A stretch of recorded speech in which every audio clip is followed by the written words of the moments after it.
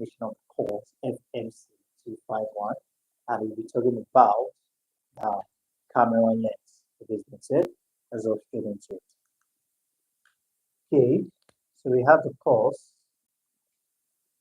FMC215,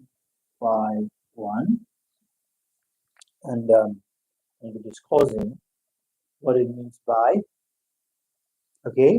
lens accessories. We talked about this earlier in our retrospective class. Talked about this, and from where we stopped in our last class, we'll be taking our brain from into this class.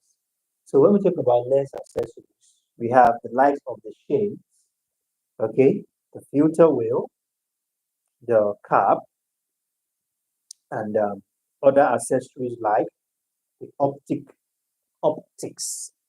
cleaning, and the filter and the holder. So now let's take it one step at a time.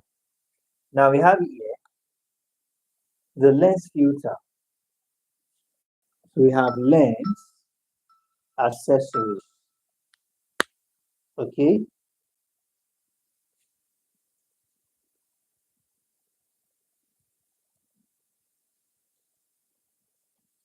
we have the lens filter. Now when we talk about the lens filter, what are we referring to?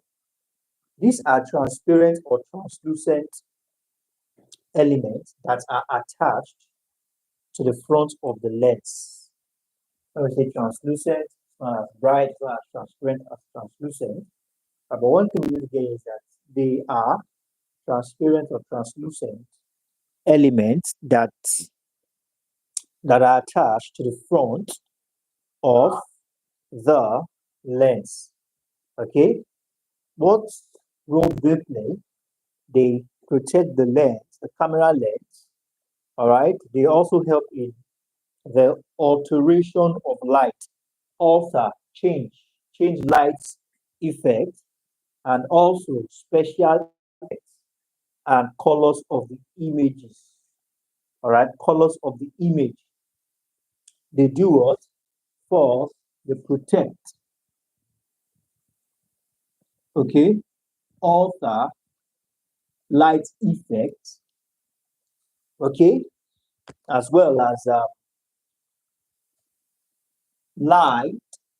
alter light and color effects. So we also have gels. Gels are flexible sheets of transparent colored plastic that can act as color filters. Still talking about the lens accessories, and we have what we refer to as gels. They are flexible. When we say flexible, not add texture. They are flexible sheets. Flexible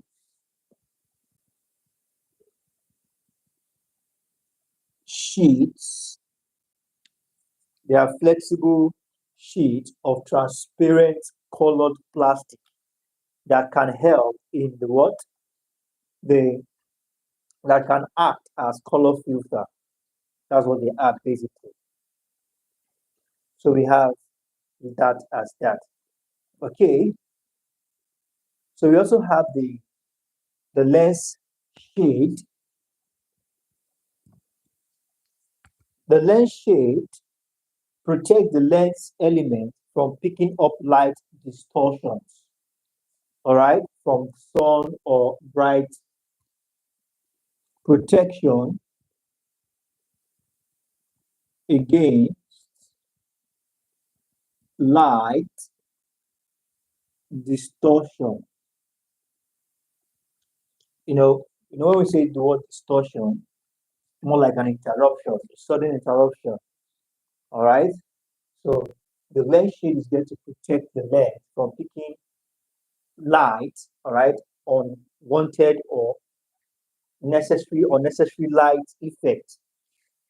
So we have, just like we as well use shade to protect us sometimes from direct sunlight and picking up unnecessary light, ray or effect. So now let's go straight ahead to what we call lighting.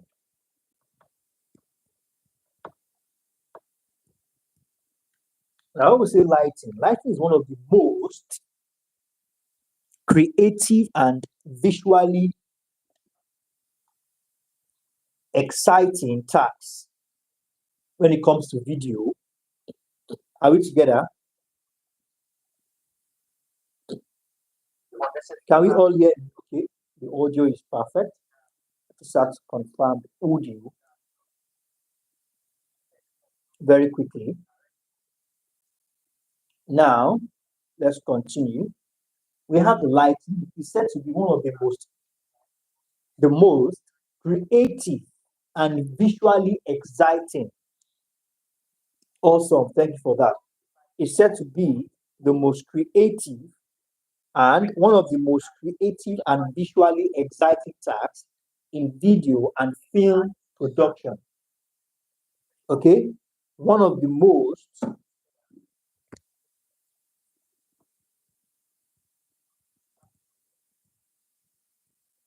creative, can be very creative when it comes to lighting, and visually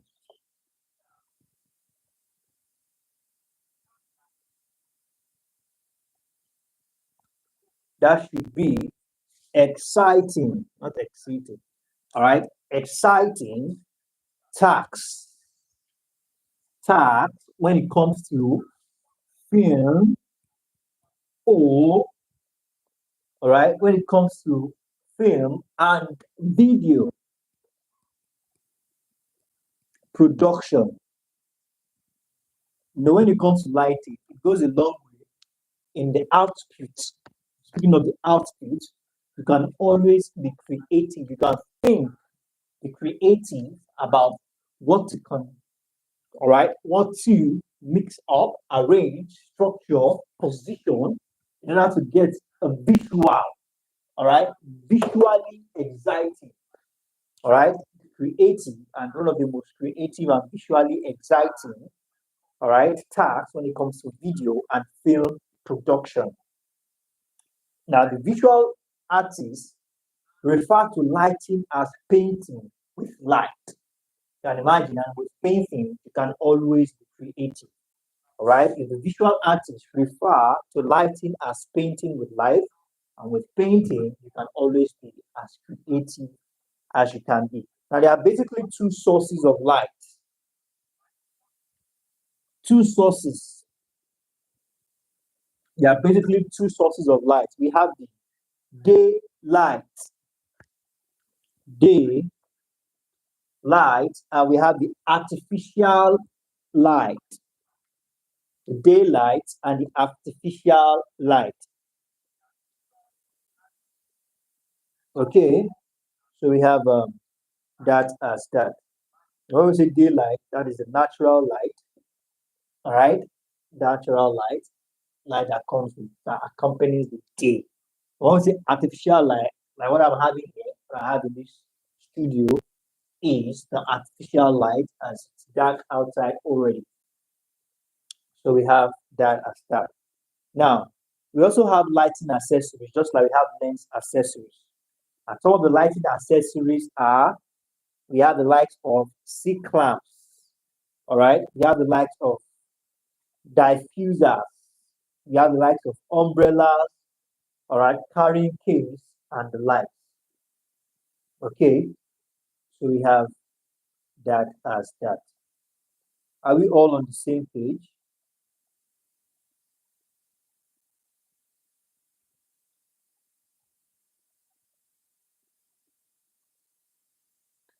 Are we all on the same page?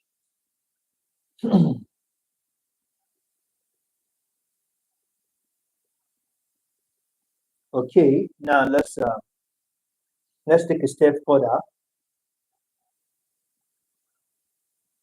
Now we have excuse me. Can we all hear me? Just have to confirm my audio. Can we all hear me?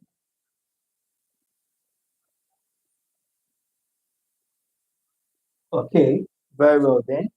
Thank you very much for that. That is just a confirmation. Awesome, awesome.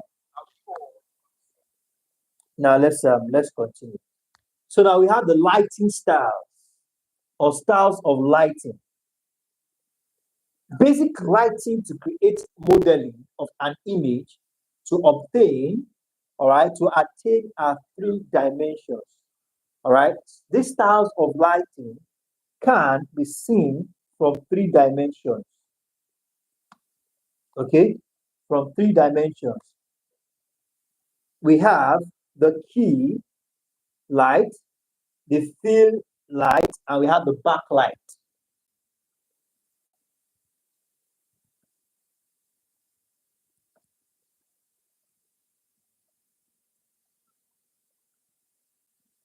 Okay, we have the key light, we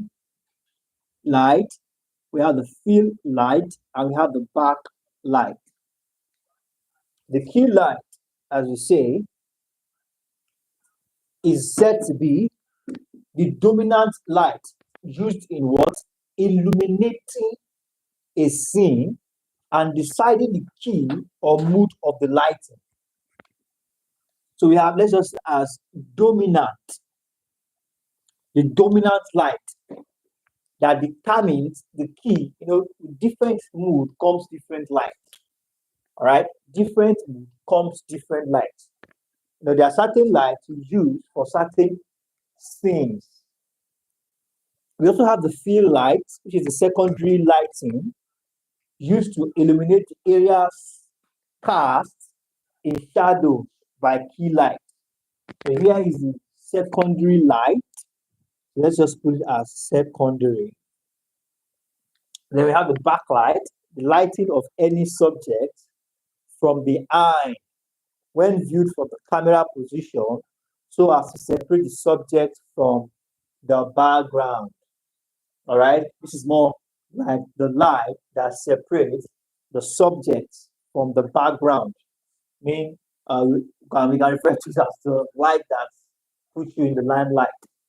All right, the light that does what? That focuses on the subject and separates the subject from the background.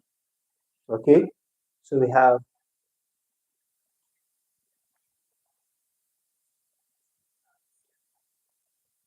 subject focused. Let's just put that subject focused. Okay, so now let's continue.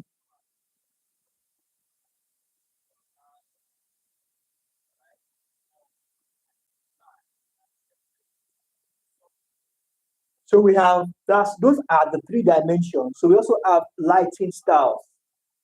Another lighting styles, we have the lights of chiaroscuro. All right, we have the chiaroscuro technique. The use of strong contrast between light and dark, usually bold contrast affecting the whole composition.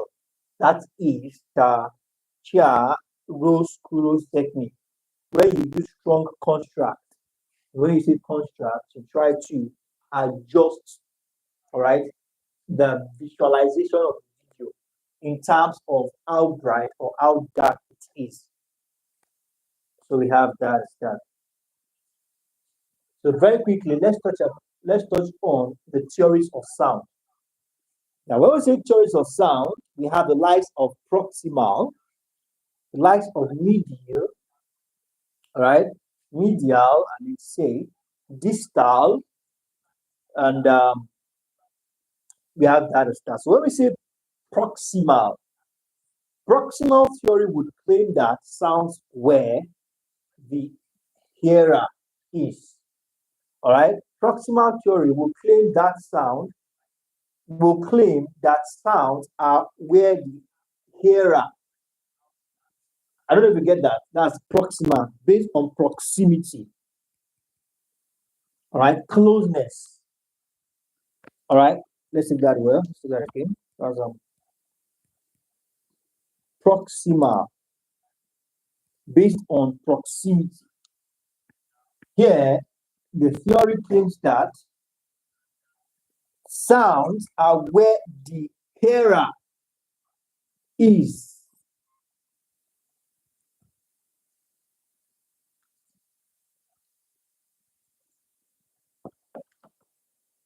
Sounds are where the hearer is based on proximity, closeness.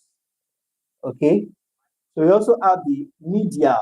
The medial theory exemplified by mainstream, all right, it does locate sound in the medium between the resonant object and the hearer. Speaking of the medial, it locates sound in the medium, all right? It does what? It locates sound within the medium between the resonate, all right, the resonate object and the hearer. I know when we say resonate, we're talking about a reverberating sound, all right, a reverberating sound that penetrates so deep, a reverberating, all right, sound, a deep, all right, a deep, or what we refer to as reverberating sound. Okay, and this has to do with media.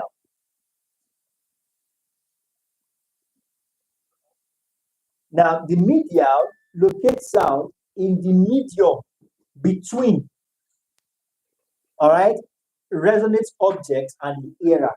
But for distal considers sound to be located at the resonate object. All right, the object here is what is producing the resonate sound. Okay, so we have that as that. Now let's take a step further.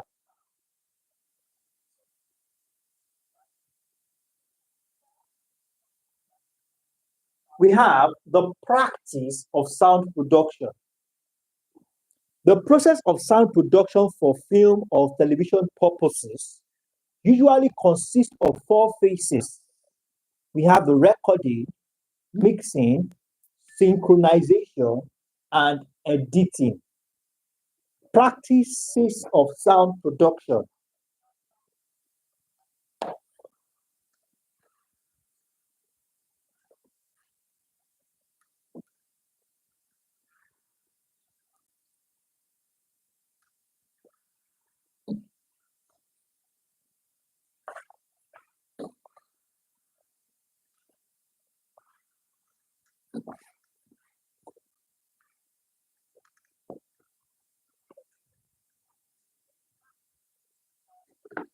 Now, let's take a step further.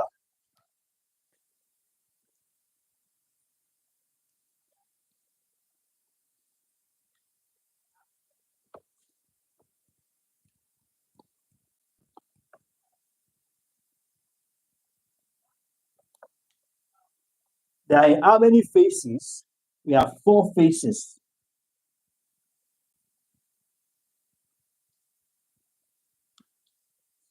4 phases. 1, we have recording. 2, we have mixing. 3, we have synchronization. So let's just abbreviate that to sync. And 4, we have editing. 4 phases. Now, speaking of recording, the general aim of the recording phase is to record every sound potentially useful in sound design processing and with the best possible quality. Okay, the quality of the recording depends in the most part of the microphone type. All right, whereby the directivity of the microphone is also a particular problem to be considered. So now we have, let's take that again.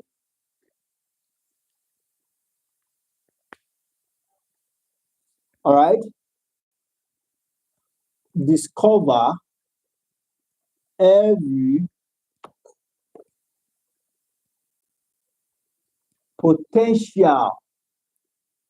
potentially useful sound and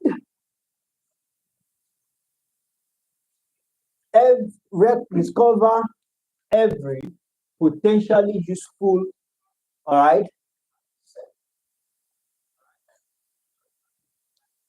discover every potentially useful sound that can be used in the process of what we call sound design. Let's put it this way.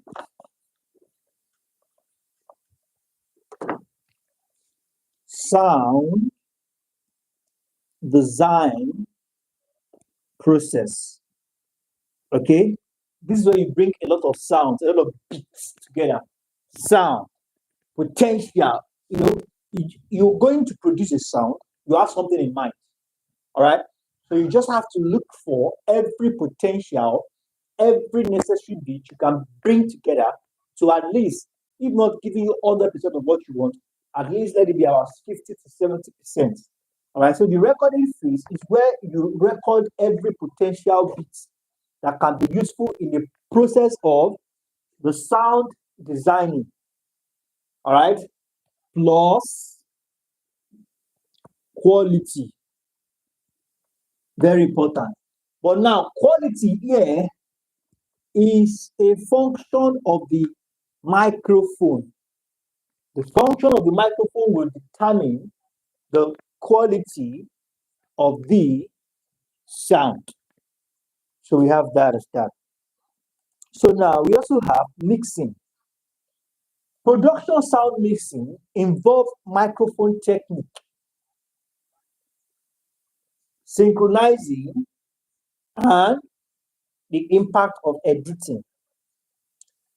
Strictly technically speaking, mixing is dynamically manipulation level, all right, control of various microphones during recording, taken for the purpose of emphasizing the what desired sound.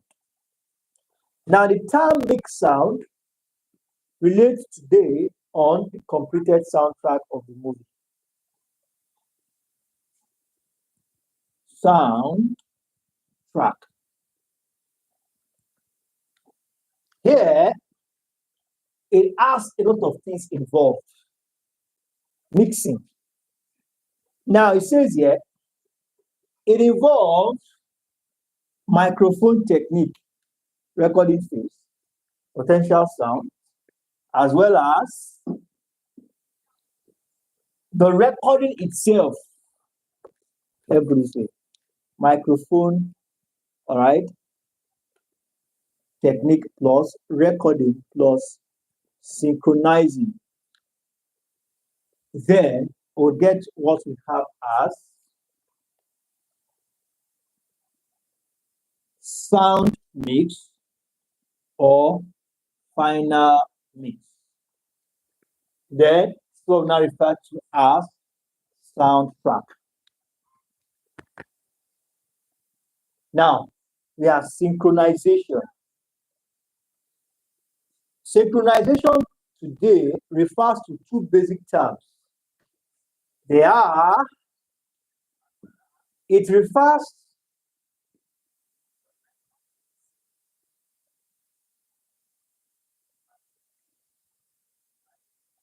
placing picture and sound simultaneously.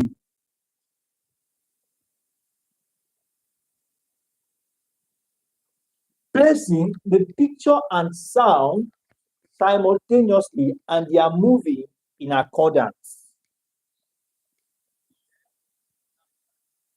We call that the first phase.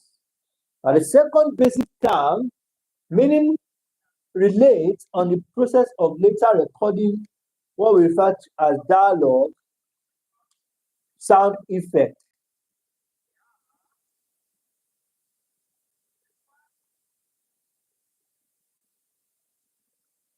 Okay, here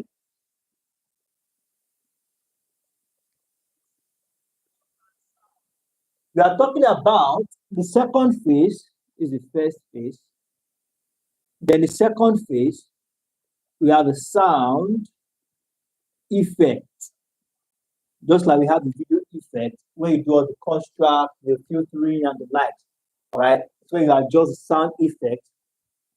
All right. You know what? You only need effect because of you want to make some adjustment to the original sound.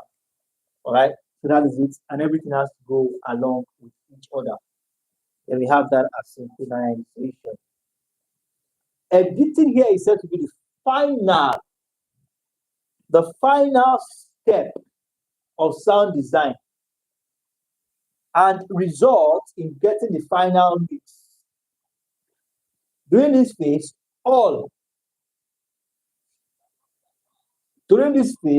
all recorded sound, be it speech, effects, and music, are combined together.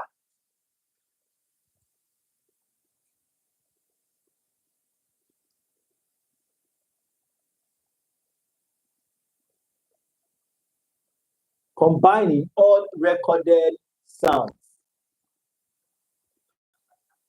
So we have that as that.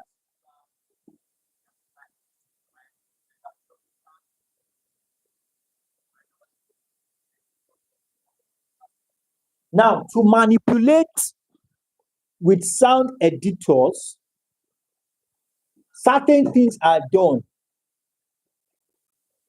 Editors use what we call mixture of types, cut, and transition to get the final mix. The cut which could be used in sound editing are vertical or diagonal cuts. When we talk of sound editing,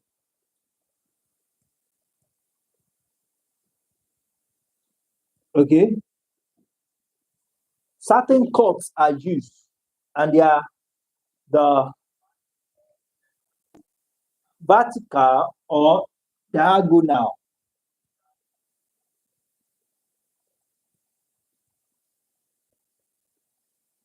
Vertical or diagonal cuts.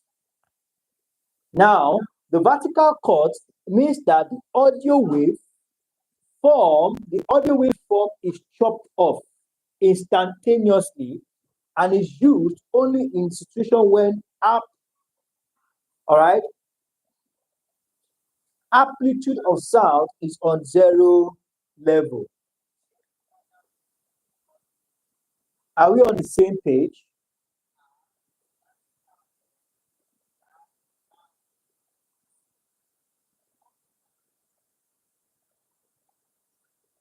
Now, let's take a step further.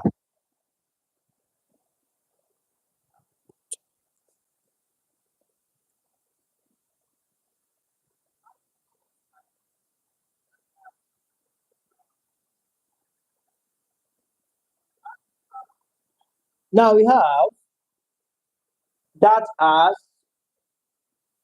vertical cut. Okay? Vertical cut.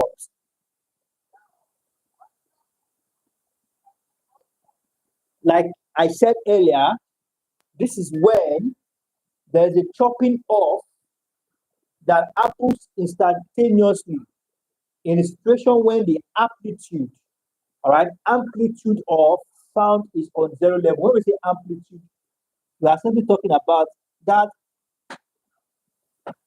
maximum extent of a vibration, the maximum when it gets to the apex level. It's raining so heavily outside, so the network might not be stable.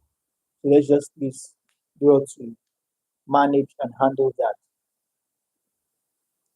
All right, so now we have the diagonal cuts. The diagonal cuts are therefore favored for audio editing, okay, with a typical crossfade time. Okay, there's a typical crossfade time, and it's usually better with audio editing. So we have fading in and out is just the basic transition between sound units. Transition changes, fading in and fading out. So I'm going to call it wrap here today. We're going to take it up from the sound component in our next class. So thank you very much, everyone. I believe you'll be able to get something to this class. Please let's just keep our notes up to date and send it to the appropriate quarters. You have a wonderful evening and bye for now.